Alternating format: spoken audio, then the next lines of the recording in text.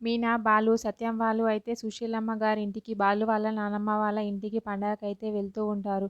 ఊర్లోకి వెళ్ళగానే అందరూ నమస్కారం నమస్కారం అని పెడుతూ ఉంటారు. అందరూ అయితే సరదాగా అలా వెళ్తూ ఉంటారు. అక్కడ ఇంటికి వెళ్ళగానే సుశీలమ్మని చూసి బాలు అయితే షీలా డార్లింగ్ అని చెప్పి చాలా ప్రేమగా పిలుస్తూ వాళ్ళ నానమ్మ దగ్గరికి అయితే వెళ్తాడు. వెళ్ళి వాళ్ళ నానమ్మని ఎత్తుకొని గిరగిరా తిప్పుతూ ఉంటాడు సంతోషంతో అయితే. సత్యం వాళ్ళు అయితే అందరూ అయితే అక్కడికి వెళ్తూ మీనా అయితే ఆగండి అలా చేయకండి అని చెప్పి అంటూ ఉంటుంది.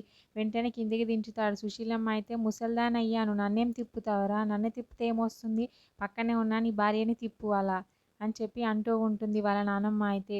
వెంటనే బాలు మీనా సైడ్ తిరిగి మీనా అని చెప్పి మీనాని ఎత్తుకోవడానికి అయితే ప్రయత్నిస్తూ ఉంటాడు. అది చూసిన ప్రభావతి అయితే అందరి ముందు వీడేంటి ఇలా చేస్తున్నాడు అని అనుకుంటూ ఉంటుంది. సత్యం అయితే వాళ్ళిద్దరిని చూసి చాలా సంతోషపడుతూ ఉంటాడు. మీనాని ఎత్తుకోవడానికి తిప్పడానికి అయితే బాలు ట్రై చేస్తూ ఉంటాడు. ప్రభావతి మాత్రం వాళ్ళిద్దరిని చాలా కోపంగా చూస్తూ మొహం అయితే పక్కకి తిప్పుకుంటూ ఉంటుంది. వెంటనే సుశీలమ్మ అయితే సరే లోపలికి వెళ్దాం రండి అని చెప్పి తీసుకెళ్తూ ఉంటుంది. సరే పదండి పదండి అని చెప్పి అందరూ అయితే ఇంట్లోకి వెళ్తూ ఉంటారు. కానీ రోహిణి మాత్రం ఫోన్ తీసుకొని అలా పక్కకి వచ్చి ఎవరికో ఫోన్ చేస్తూ ఉంటుంది. రోహిణి అయితే ఫోన్లో అయితే మాట్లాడుతూ ఉంటుంది. రోహిణిని చూసిన బాలు అయితే ఒక్కసారిగా లాగిపోతాడు. ఏంటి ఈ పార్లరమ్మ పక్కకు వెళ్ళింది, అలా ఫోన్ ఎవరితో మాట్లాడుతుంది అని అనుకుంటూ ఉంటాడు. వెంటనే రోహిణి అయితే ఫోన్ చేసి ఎక్కడ ఉన్నావు, ఇక్కడికి వచ్చేటప్పుడు క్యాబ్ బుక్ చేసుకొని రా ఇక్కడికి, క్యాబ్లోనే రా ఇక్కడికి అని చెప్పి చెప్తూ ఉంటుంది.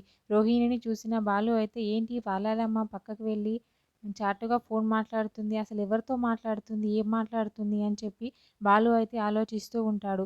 మరేం జరుగుతుంది ఏంటి అనేది నెక్స్ట్ ఎపిసోడ్లో చూద్దాం. ఓకే, థ్యాంక్ యూ అండి. నా ఛానల్ని సబ్స్క్రైబ్ అండ్ లైక్ చేయండి.